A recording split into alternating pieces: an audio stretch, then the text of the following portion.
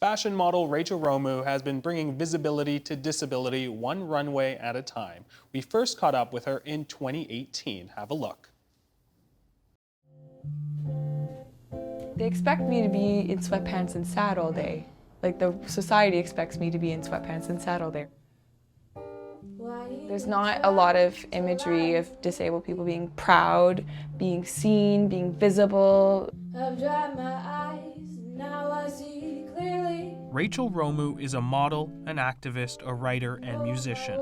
The 24-year-old has been turning heads in the fashion industry not just for her height or looks, but for making disability visible on the runway.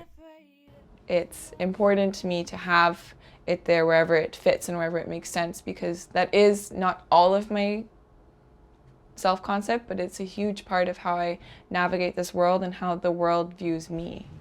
She was diagnosed with a rare genetic disorder which requires her to use a cane and walker to get around. But that wasn't always the case for this once promising athlete.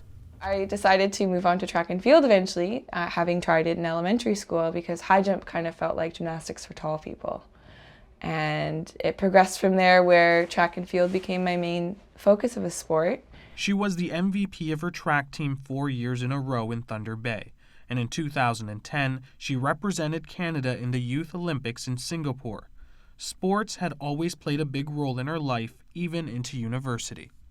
I was at track practice one day, and I was in the weight room, and it was a very easy day. And I was training with my coach, and I was training one-on-one because I was not very experienced with weightlifting in particular. And nothing actually went wrong that day. But it was the next morning that I couldn't sit up out of bed without one of my legs going numb, that I figured something was seriously wrong. So I went and saw my team doctor, and my team doctor unfortunately didn't take me all that seriously and basically said, don't sit down for 2 weeks and you'll be fine. She ended up tearing 2 discs in her lower back, which later led to the discovery of a tumor near her spinal cord. In 2014, she had surgery to remove it, but things only got worse from there. My left arm was going numb a lot, and I was dropping things in my house. So at that point I knew it was more complicated than I was originally willing to accept. Take this many Tylenol every day for like the last 2 years. So this is just my... For more than a year, she urged her doctors to look into her pain further. She wasn't able to work and was forced to drop out of school. And I've never felt so betrayed by people I'm asking for help for, who it's their obligation to help, but also by my own body, because as my reality is being denied, I'm looking at my body like, why, you shouldn't hurt, like, geez, like, are you crazy? Like, what's going on with you, Rachel? Like, what's wrong with you? Like, they're saying nothing's wrong, but why can't I get out of bed this morning? It was just this really unnerving experience on so many levels. Rachel needed a second surgery. All 8 of the screws from her first one had fallen out. 4 of her vertebrae were fractured. And in 2016, she was diagnosed with Ehlers-Danlos syndrome. It is a connective tissue disease that disrupts your collagen production. It affects my circulatory system, where I have some dysautonomic style heart racy dysfunction, where going from laying just to sitting up, my heart will almost double. Ehlers-Danlos syndrome also affects her joints, which, like her hands, suffer from frequent dislocation. Any chance she had of a career in track and field was over, so Rachel had to reinvent herself. She pursued modeling in hopes that she could dispel misconceptions of disability created by people like Kylie Jenner, an able-bodied reality TV star who appeared on the cover of Interview magazine in a wheelchair. And I felt so alienated by all these false images of disability, all these able-bodied people putting on a mobility device like it's a prop or a costume that could like take off at the end of the day, when I couldn't take my disability off at the end of the day. She has a really nice look. She has a little bit of like an alien vibe to her, which I really love. And then also she's just such a genuinely nice person herself. Haley Alcazer is a Toronto-based fashion designer and is known for having diverse models on her runway. When I cast for my shows, it's half about how a person fits the clothing and how they look and the general vibe that they have, if they have like something interesting about how they look, but also about the person themselves. Stay together. You stay together. This past summer, Rachel got her chance to walk in Toronto's Fashion Week. She was the only model with a visible disability. Haley was the only designer to be open to see me. And I didn't expect anybody would be open to see me, but I thought that they would, you know, like let me come through and say like, hi, okay, like nice to meet you, and still like not book me. But Haley was the only designer to like directly reach out to me being like, hi, I'm having a casting. I would love for you to be there. I remember getting off of the runway and I was so grateful I only had one look that day, because it wasn't necessarily the fact that I walked on a runway. I'd done that a number of times before, but just knowing what the event meant and knowing that I kind of felt like I wasn't supposed to be there, but somehow still was, and felt like I challenged people and changed their minds, and I saw people like clapping, and it was just very overwhelming. I'm so thankful to have been able to bring that kind of visibility to disability. In general, fashion is very exclusive, which I hate. And in the past, I kind of felt like an outsider. I've never been someone I've always been someone a little bit bigger, and I have tattoos and colorful hair. So I've never really fit into the mold of the typical fashion person. So I can kind of understand not feeling like you belong. Every time I hear that camera click, I think this is another photo that puts more disability visibility in the world. I can't forget this now.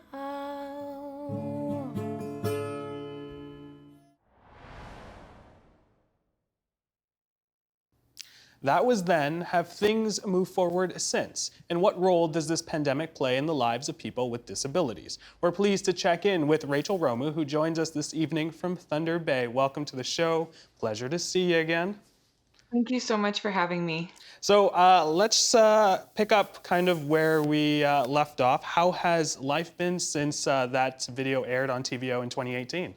Life has been so wild. It's almost like that video sort of showed my capabilities to like a whole different set of people, and it almost like accelerated my career in certain ways. And it's been incredible to find myself not only in new spaces in fashion, but also in new spaces as a musician as well. I got to play North by Northeast, Pride, and a sold out show at the Horseshoe Tavern in September of 2019.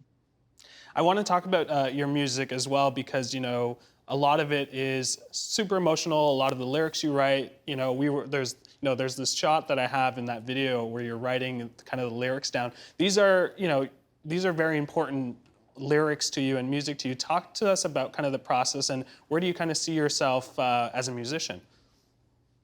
As a songwriter, I've tried to focus on sort of a little bit of self-care with some of the things I've gone through. And disabled women are like disproportionately at risk of experiencing domestic violence and abuse because of the way in which we are occasionally dependent on others, the way in which ODSP is structured, where we lose a lot of support as soon as we end up in a common law or marriage type partnership. So I wanted to speak to that in a lot of my writing and speak to that honestly, and as well as just some of the positive and more joyful experiences as well. But it's just about being as truthful as I can be about what it's like moving through the world with this body.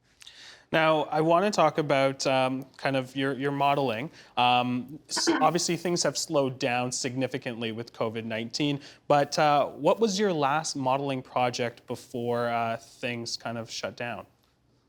Yes, things have slowed down for sure, but my last proper shoot was in February, and it was creative that ended up finding a home in the summer 400-page edition of L'Officiel. So I'm really excited about that because it's sort of the first time I'm in a magazine, not purely about my advocacy, but just for being really good at my job. And it's incredible to have this huge moment of breakthrough success in the years that have come.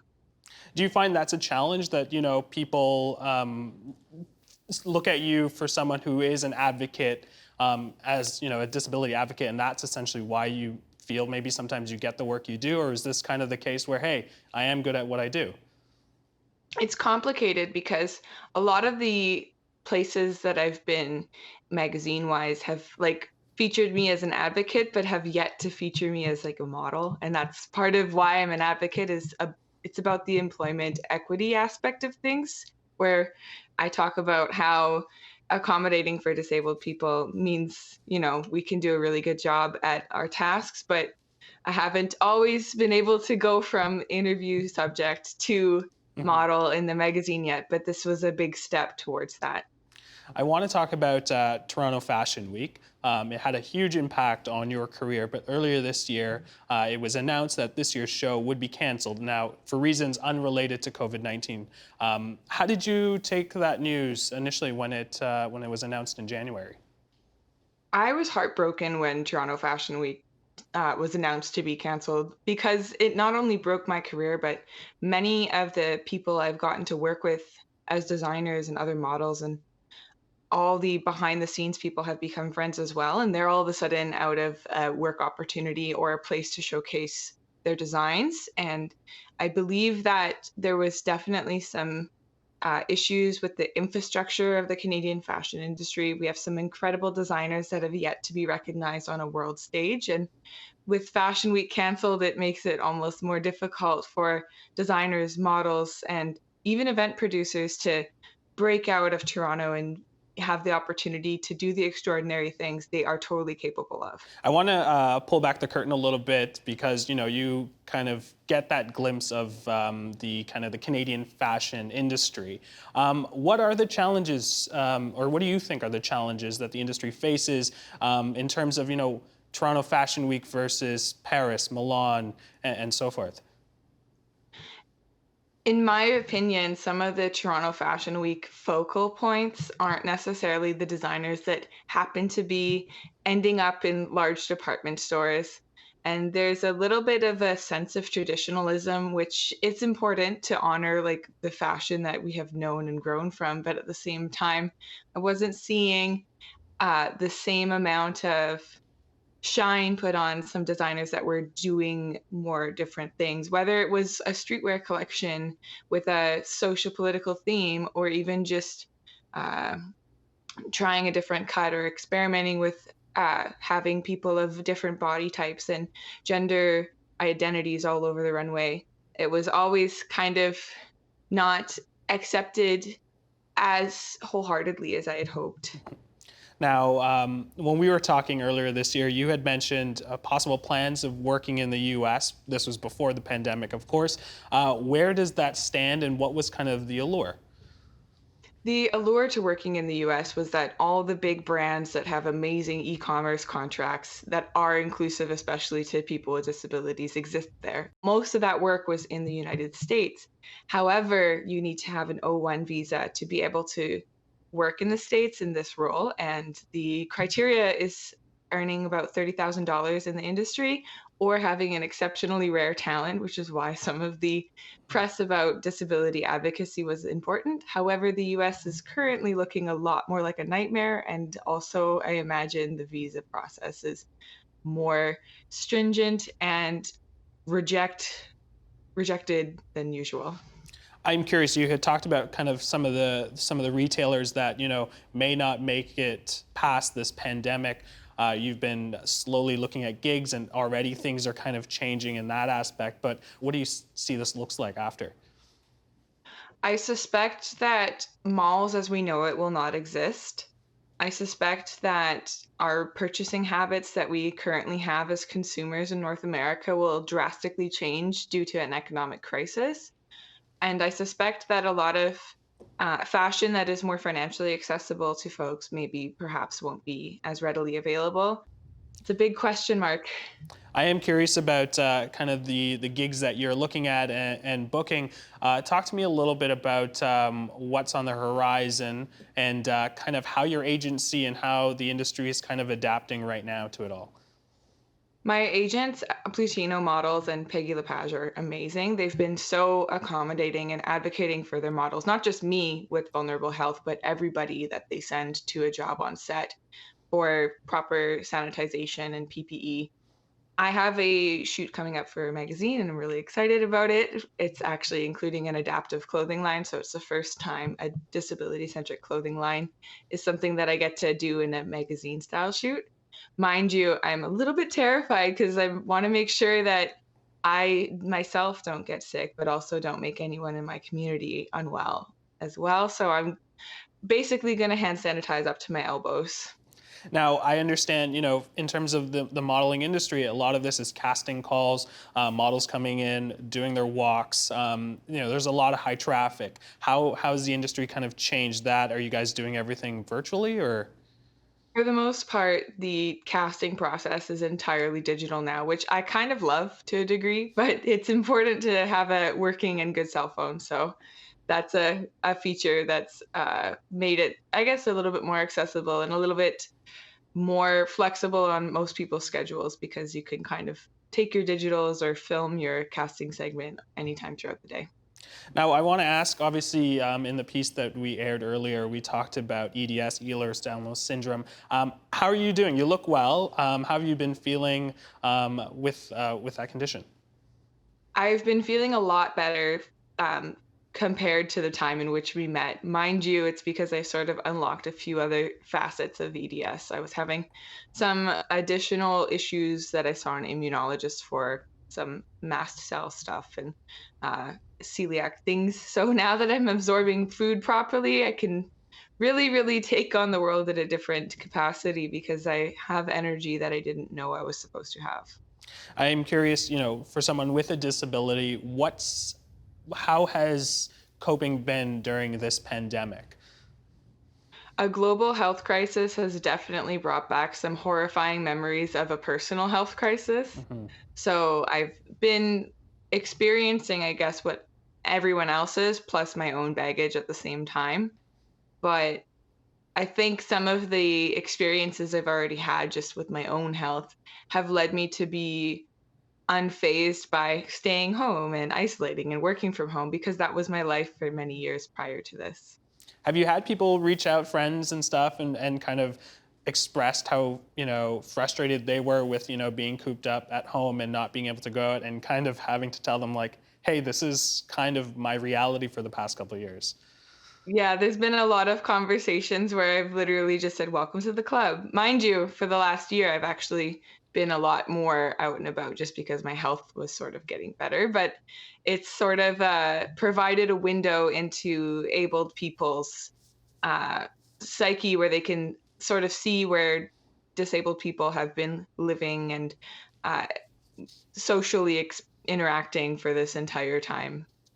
Now, the federal government has been praised by some for the Canadian Emergency Response Benefit, also known as CERB, as a response to loss of income for Canadians, but it doesn't deliver for all, particularly those with disabilities. Can you tell us a little bit about that? I know you've been advocating for that, for a change in that. Tell me kind of what you kind of first saw when CERB was out there. I know you're also on ODSP as well, so you seeing that kind of difference in change.